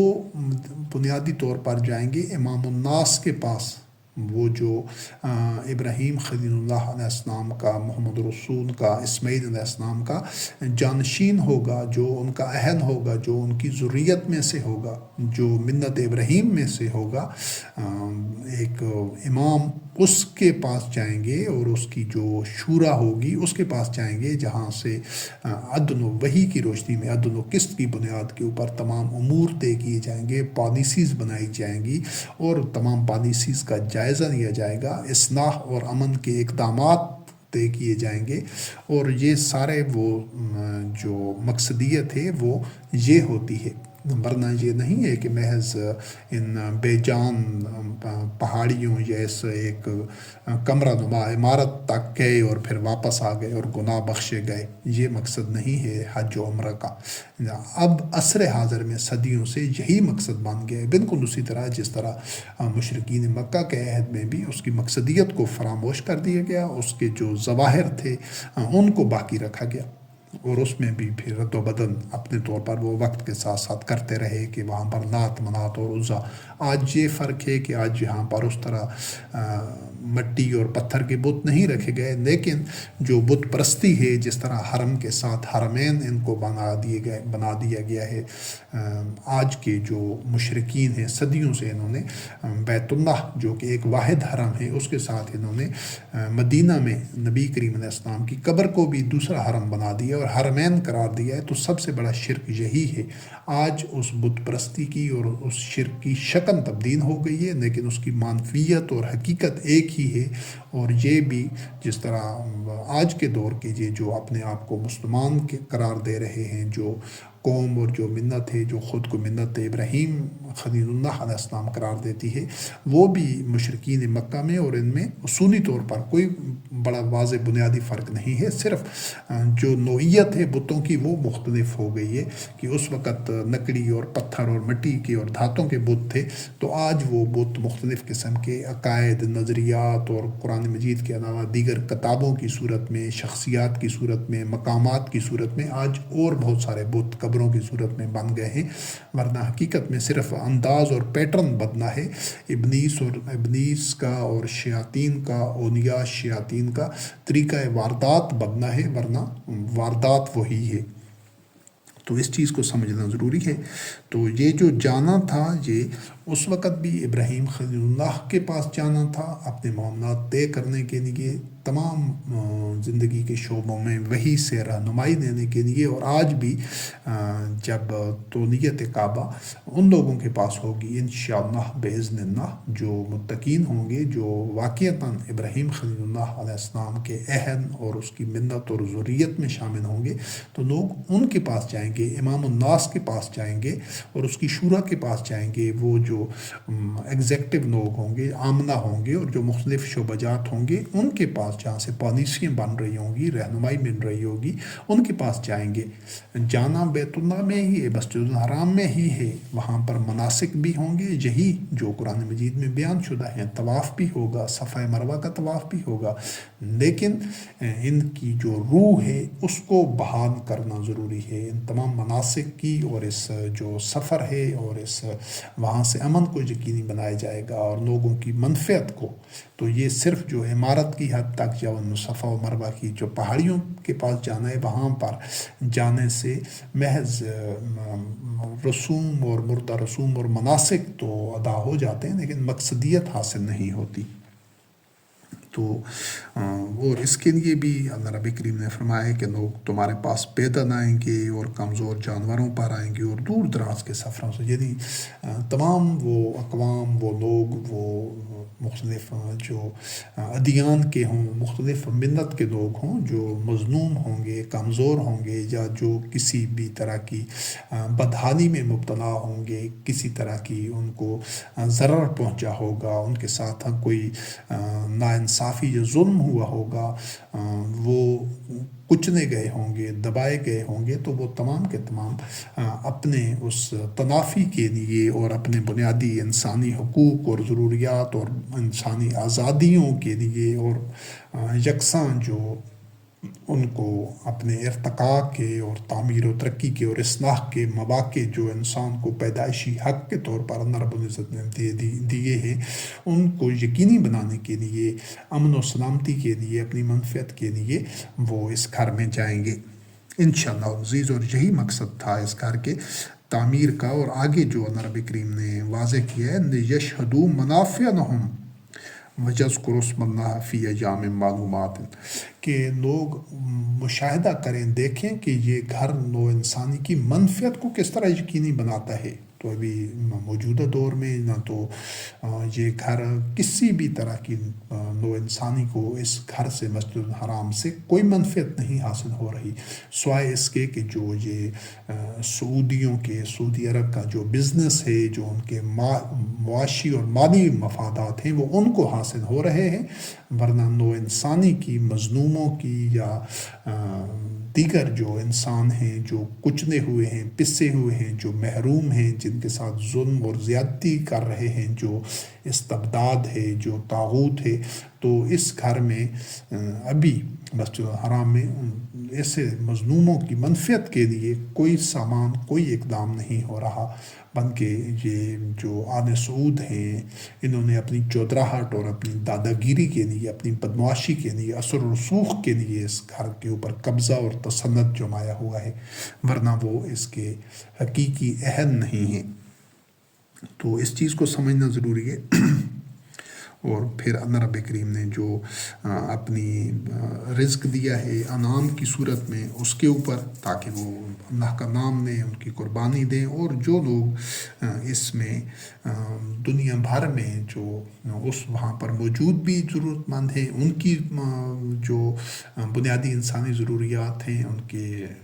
طعام کی اور دیگر ضروریات، ان کو بھی پورا کرنا ہے. جو لوگ اس کی استطاعت رکھتے ہیں، جن کو اللہ رب کریم نے رزق میں وسعت دی ہے، فراخی دی ہے، تو وہ ان کی بھی، اور دیگر جو مختلف خطوں میں ایسے لوگ ہیں ان کے لیے بھی یہاں سے سامان رزق اور ان کے امن کو یقینی بنانے کے لیے اہتمام اور اسباب اسی گھر سے مہیا ہونا ضروری ہے. تو اس کے علاوہ جو اللہ رب کریم نے فرمایا ثم یقضوا تفثهم ویوفوا نذورهم وَيَطَّوَّفُوا بِالْبَيْتِ الْعَتِیقِ، تو یہ جو ان کے لوگوں کے کوئی آپس کے کوئی معاملات ہیں، کوئی قدورتیں ہیں، کوئی ان کے ایسی چیزیں ہیں، تو ان کو طے کر دیں، اپنی ذمہ داریاں پوری کریں. اس گھر میں سے جو جن لوگوں کو جو ذمہ داریاں سونپی جائیں گی، جو اقدام ان کو بتائے جائیں گے، ان کو اپنی ذمہ داریوں کو، ڈیوٹیز کو پورا کرنا، اور ان میں کوئی ایسے غلط عقائد، رسوم یا کوئی ایسے غلط نظریات یا کوئی کسی قسم کی قدورتیں کوئی ہوں تو وہ بھی یہاں ختم کی جائیں گی، اپنے لوگ ذمہ داریاں پوری کریں گے اور اس کے بعد اس گھر کا طواف کریں گے، اور جو ان کی نظریں ہیں، جو ان کی وہ ایک والنٹیرلی جو کو وہ اقدام کرنا چاہتے ہیں، جو نو انسانی کی منفعت کے لیے اپنی خدمات پیش کرنا چاہتے ہیں، جو ان کے ایک اپنے طور پر آگے بڑھ کر وہ کوئی بھی استطاعت رکھتے ہیں کسی بھی نو انسانی کی منفعت کی اقدام کی، تو وہ بھی اس کو پیش کریں گے اور اس کو نو انسانی کی منفعت کے لیے استعمال میں لایا جائے گا۔ اس کے بعد صورت آل عمران کی آیات 95 سے لے کر 97 ہیں، تو یہاں بھی اللہ رب کریم نے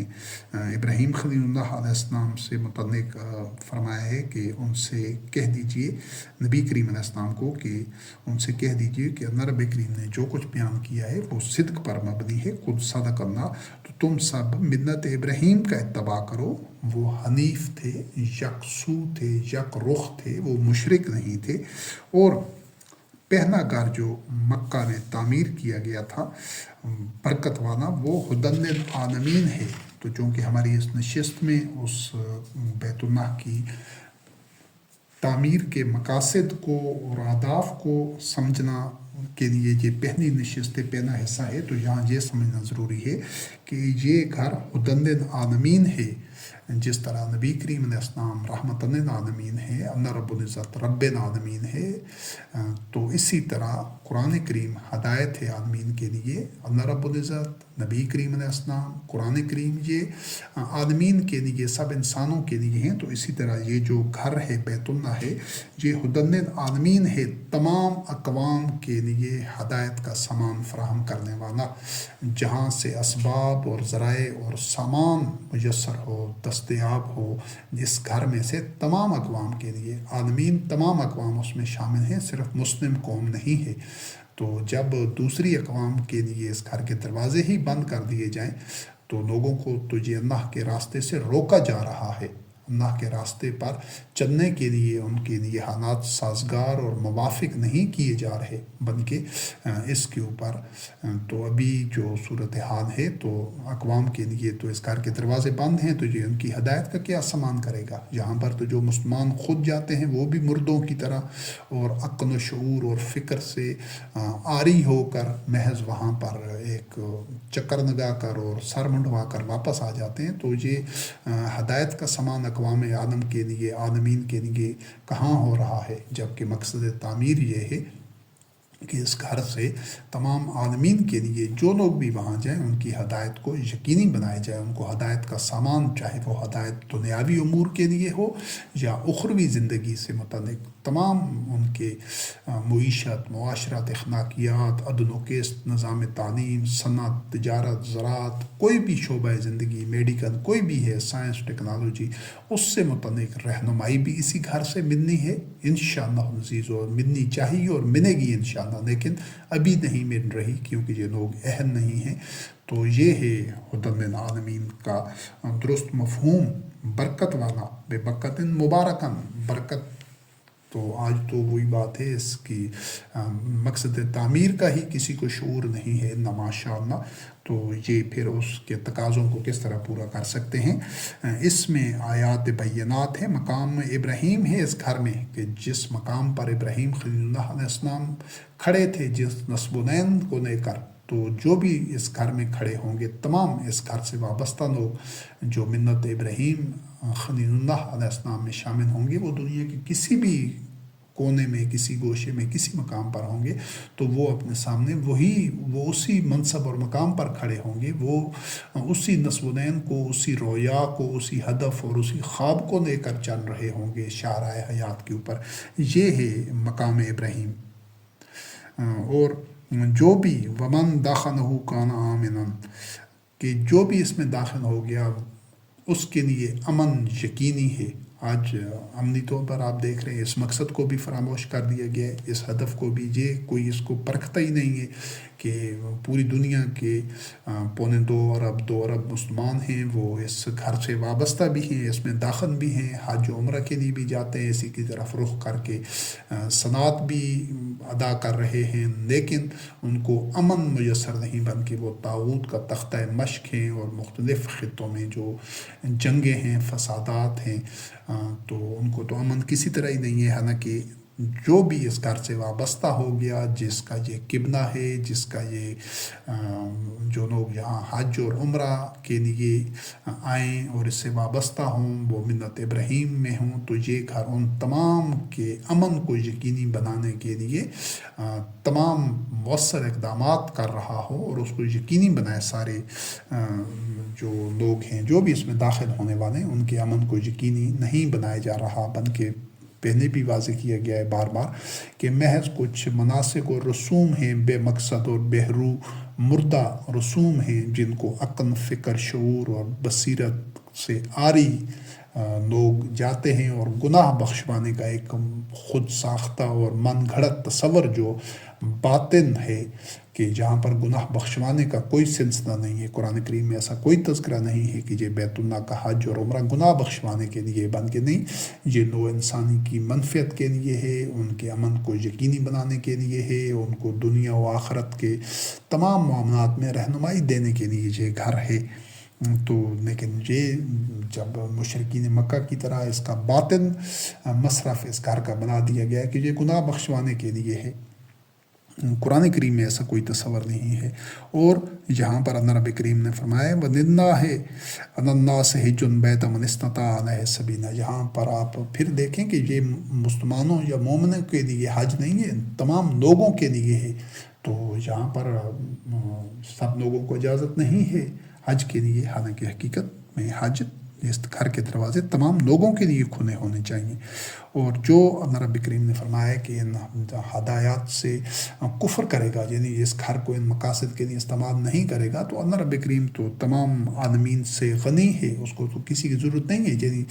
جو ان احکامات کو، اس گھر کی مقصد تعمیر کو فراموش کر دے گا، کفر کرے گا، تو اس کا خمیازہ بھی ان کو خود بھگتنا پڑے گا۔ جس طرح کہ آج جو مسلمان قوم ہے، جو اپنے آپ کو مسلمان کہتے ہیں، وہ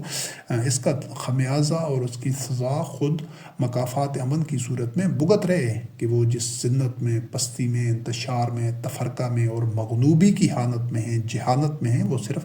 اس کی دیگر وجوہات کے ساتھ بنیادی وجہ تو یہ ہے کہ اس نے قرآن کریم کا وحی کا اتباع کرنا صدیوں سے بتدریج چھوڑ دیا ہے مسلمان قوم نے۔ اس نے اور انداد اللہ اور شرکا بنا لیے ہیں قرآن مجید کے علاوہ، دیگر کتابیں اور دیگر ایک خود ساختہ مذہبی دینی ورثہ اور تاریخ اور شخصیات کے عقائد و نظریات، تاریخی واقعات کو دین بنا لیا ہے۔ تو یہ بنیادی جرم ہے، لیکن محسوس شکل میں وہ یہ ہے کہ اس بیت اللہ کو بھی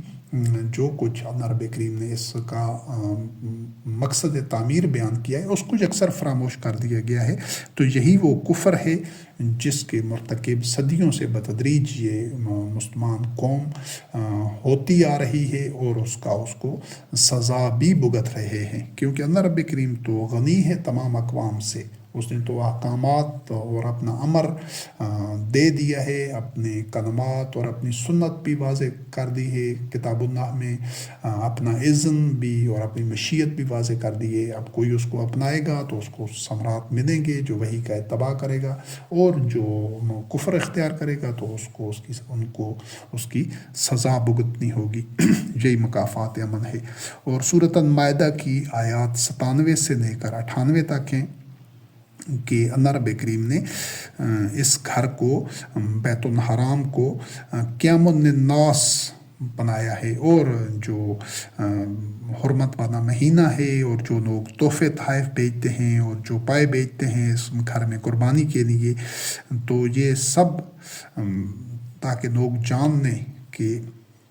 اللہ رب کریم جو کچھ آسمانوں اور زمین میں ہے اس کا علم رکھتا ہے، اور اللہ رب العزت ہر شے کا علم رکھنے والا ہے، اور اللہ شدید العقاب بھی ہے، سخت بدلہ دینے والا اور سزا دینے والا بھی ہے، اور غفور الرحیم بھی ہے۔ یعنی اللہ رب کریم کی نازل کردہ وحی کا اتباع کیا جائے گا تو وہ غفور الرحیم ہے، اس کی نعمتیں اور برکات ہوں گی، اور اگر اس کے احکامات کو پس پشت ڈالا جائے گا، ان کی تکذیب کی جائے گی، ان سے کفر اختیار کیا جائے گا، بے شک زبانی طور پر دعوے کی حد تک اپنے آپ کو مسلمان قرار دیا جائے اور ظاہری عبادات اور مناسک پر کاربند بھی رہا جائے اور بعض احکام کی تعمیر بھی کی جائے، اس کے باوجود اگر کلی اور قطعی طور پر وحی کا اتباع نہیں کیا جاتا تو پھر اللہ رب کریم شدید العقاب ہے، اور اس کے جو حقیقت جو مسلمانوں کی حالت ہے صدیوں سے، وہ اس چیز کا مظہر ہے کہ یہ اللہ رب کریم کے غفور الرحیم کی جو صفات ہیں ان سے بہرہ مند نہیں ہو رہے، بلکہ یہ عذاب میں اور عقاب میں مبتلا ہیں۔ تو اس سلسلے میں جہاں جو ان آیات میں اللہ رب کریم نے فرمایا کہ اس گھر کو ہم نے قیام للناس بنایا ہے، اور جو دیگر جو ہدیات ہیں لوگوں کی طرف پوری، وہ آگے اس کی وضاحت کی جائے گی، تو کہ وہ ہدیات جو ہدیے بھیجے جاتے ہیں مومنین مسلمین کی طرف سے، وہ یہ سب قیام للناس ہے۔ قیام للناس کا مفہوم یہ ہے کہ نوع انسانی، سارے انسان اپنے پاؤں پر کھڑے ہو سکیں، کوئی قوم کسی قوم کی محکوم نہ ہو، کوئی قوم دوسری قوم کے سامنے مجبور نہ ہو اور اس کے ماتحت نہ ہو، نہ کوئی انسان کسی دوسرے انسان کا رب الہ اور معبود بن سکے، نہ کوئی قوم دوسری قوم کا رب الہ اور معبود بن سکے۔ یعنی کوئی بھی کسی دوسرے کو بنیادی انسانی حقوق سے محروم نہ کر سکے، بنیادی انسانی ضروریات سے محروم نہ کر سکے، اور اس کے جو کسی بھی انسانوں کی جو آزادیاں اس کو اللہ رب کریم نے پیدائشی طور پر انسانوں کو دی ہیں، کوئی ان سے چھین نہ سکے۔ جو اللہ رب العزت نے تمام انسانوں کو، تمام اقوام کو جو ارتقاء کے، ترقی کے، اپنی تعمیر کے اور آگے بڑھنے کے جو مواقع دیے ہیں، کوئی ان پر ڈاکہ نہ ڈال سکے، کوئی ان کے راستے میں رکاوٹ نہ بن سکے۔ یہ ہے قیام للناس، یہ نوع انسانی شاہراہ حیات پر، نوع انسانی کا ہر فرد، ہر قوم، ہر ملت، چاہے وہ کسی بھی دین کے حامل ہیں، وہ پورے قد و قامت کے ساتھ ان تمام آزادیوں کو بروئے کار لاتے ہوئے جو اللہ رب العزت نے ان کو پیدائشی حق کے طور پر دی ہیں، یکساں مواقع کے ساتھ وہ شاہراہ حیات پر گامزن رہیں، اپنا سفر زندگی جاری کر سکیں۔ یہ ہے قیام للناس کا مفہوم۔ اس کو یقینی بنانا ہے اس گھر کے توسط سے، اس گھر کو مرکز بنا کر، تاکہ کوئی کسی کے اوپر ظلم نہ کر سکے، کوئی کسی کا ناجائز استحصال نہ کر سکے، اور کسی کو محکوم و مجبور نہ رکھ سکے۔ تو یہ مقصد ہے۔ آگے سورۃ ابراہیم کی آیات 35 سے لے کر 37 تک ہیں کہ جس وقت ابراہیم خلیل اللہ علیہ السلام نے اللہ رب کریم سے دعا کی کہ اس گھر کو، اس شہر کو امن والا بناؤ، اور مجھے اور میری وجنوبنی و بنیہ، اور مجھے اور میری اولاد کو بتوں کی، اصنام کی عبادت سے محفوظ فرما، بچا، کہ انہوں نے اکثر انسانوں کو جو بت ہیں انہوں نے گمراہ کیا ہوا ہے، اور جو کوئی بھی میرا اتباع کرے گا تو وہی مجھ سے ہوگا، اور جو نافرمانی کرے گا تو اللہ رب کریم رب تو غفور الرحیم ہے۔ یعنی کہ جو ابراہیم خلیل اللہ علیہ السلام کا اتباع کرے گا، اور بت چاہے وہ کسی صورت میں بھی ہوں، بتوں کی مختلف ادوار کے، مختلف انسانی ارتقاء کے ساتھ ان کی شکلیں تبدیل ہوتی رہتی ہیں، لیکن بت پرستی ہمیشہ سے تاریخ انسانی میں رہی ہے اور آج بھی ہے۔ تو بت چاہے کسی بھی حالت میں ہوں، کسی فارم میں ہوں، وہ بت ہی ہوتے ہیں، چاہے وہ نظریات کی صورت میں ہوں، عقائد کی صورت میں ہوں، قبروں کی صورت میں ہوں، یا مٹی اور پتھر اور دھات کی مورتیوں کی صورت میں ہوں، وہ بت ہی ہوتے ہیں۔ تو ہر جو مومن ہے جو ابراہیم خلیل اللہ علیہ السلام کی ملت اور ذریت میں شامل ہے، اس کو ان بتوں سے اجتناب کرنا ہوگا۔ اور اس چیز کا آگے اللہ رب کریم نے جو ابراہیم خلیل اللہ علیہ السلام نے جو ڈکلریشن اور اعلان کیا تھا کہ جو میرا اتباع کرے گا صرف وہی مجھ سے ہوگا، یعنی وہ ہر طرح کے بتوں سے اجتناب کرے گا۔ تو پہلے جس طرح تذکرہ ہو چکا ہے کہ آج مسلمان قوم میں وہ بظاہر پتھر اور مٹی کے بت نہیں ہیں، دھات کے بت نہیں ہیں، لیکن مختلف شخصیات کے، مختلف اپنے ہاتھوں سے لکھی گئی کتابوں کے اور تاریخی واقعات کے اور مختلف شخصیات کے عقائد و نظریات کے اور قبروں کے بت بے تحاشا ہیں، اور کوئی کسی بت کے سامنے، کوئی کسی بت کے سامنے سجدہ ریز ہے، اور وہ ابراہیم خلیل اللہ علیہ السلام کا اتباع کرنے والے نہ ہونے کے برابر ہیں، انا ماشاء اللہ۔ تو اس کے بعد جو ابراہیم خلیل اللہ علیہ السلام کی دعا ہے کہ اللہ میں نے اپنی ذریت کو اس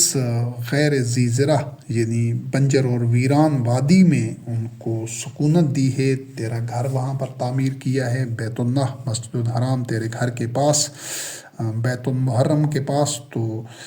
تاکہ ہم صلات قائم کریں۔ تو یہ جو اگنا نقطہ آ رہا ہے اس کو سمجھنا ضروری ہے۔ تو اب اے رب تو لوگوں کے دلوں کو میری ذریت کی طرف پھیر دے، مائل کر دے، اور ان کو ثمرات کا رزق دے تاکہ وہ شکر کر سکیں۔ شکر یہ ہوتا ہے کہ جو اللہ رب العزت نے آپ کو نعمتیں، اپنا فضل اور جو بھی آپ کو خیر دیا ہے، آپ اس کا بھرپور اظہار کریں اور اس کو نوع انسانی کی منفعت کے لیے استعمال کریں، یہ ہوتا ہے شکر۔ شکر یہ نہیں ہے کہ زبان سے کہہ دیا کہ یا اللہ تیرا شکر ہے، یہ شکران دینا زبان سے دہرانے کا کام نہیں ہے۔ شکر ایک رویہ ہے، عمل ہے کہ اللہ رب العزت نے آپ کو علم دیا ہے تو آپ اس علم کو بڑھ چڑھ کر ہر وقت نوع انسانی کی منفعت کے لیے استعمال کریں۔ کوئی ہنر دیا ہے یا رزق میں اللہ رب کریم نے فضیلت دی ہے، جس بھی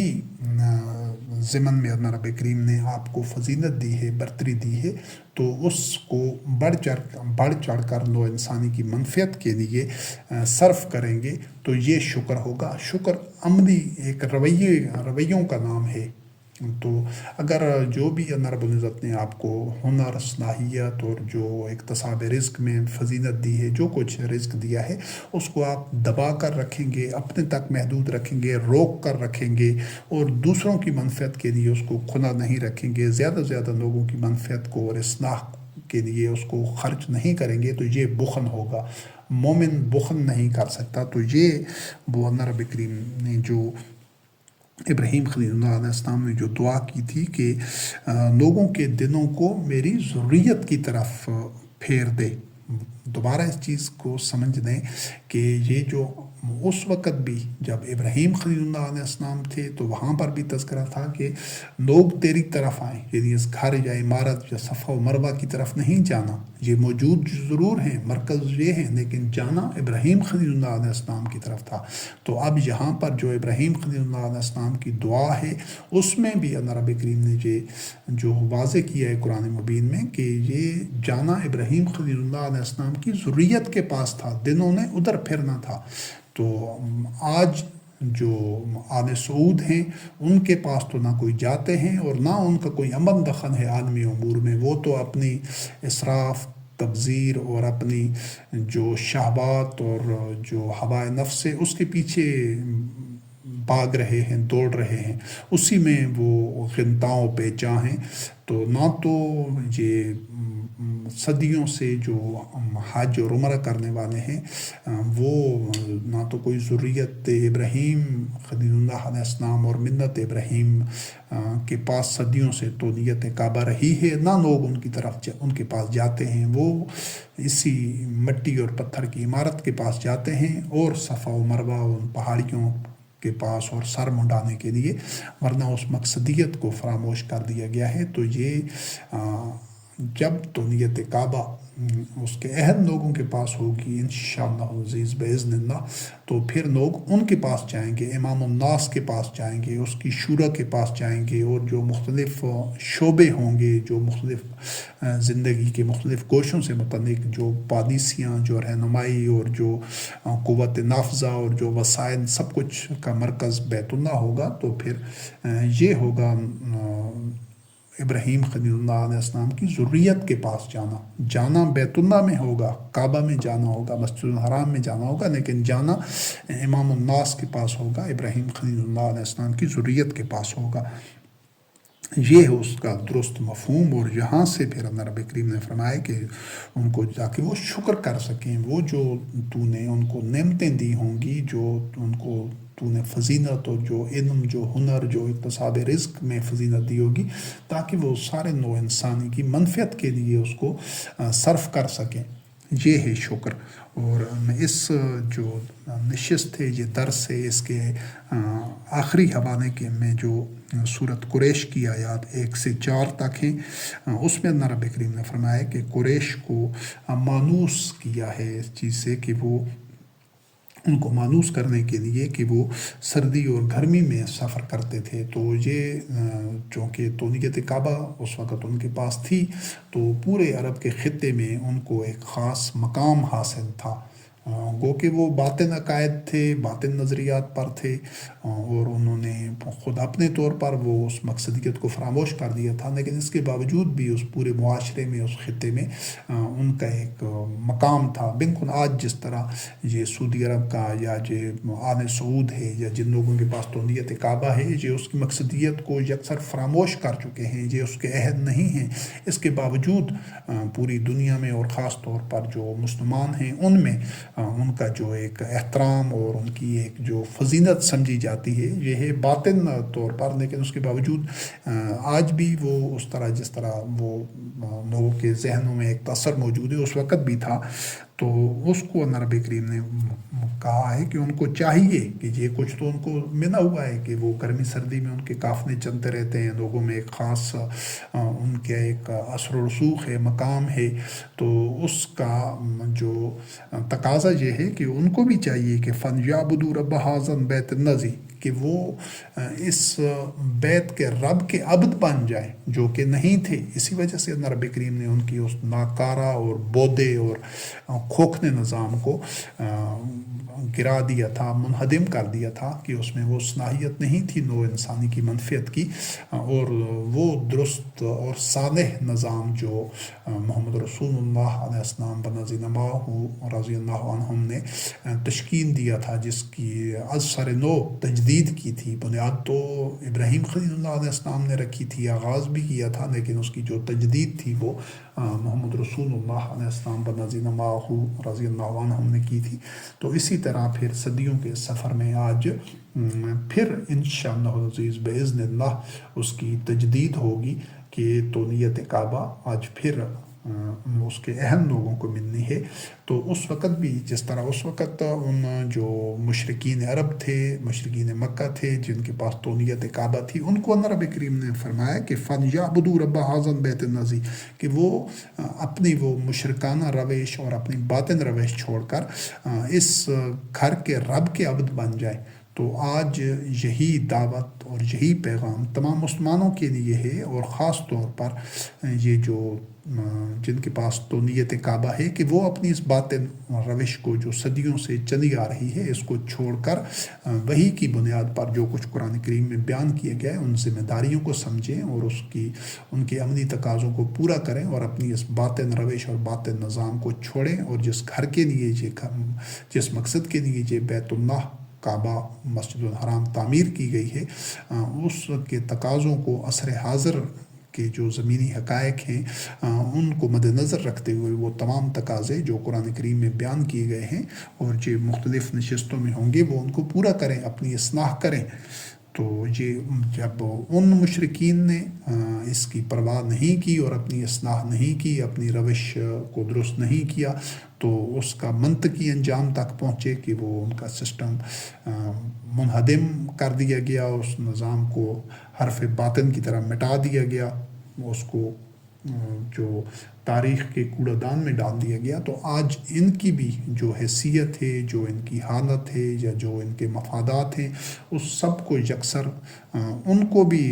کچن دیا جائے گا، ان کو حرف غنت کی طرح مٹا دیا جائے گا، جو اس کے راستے میں رکاوٹ بنیں گے، جو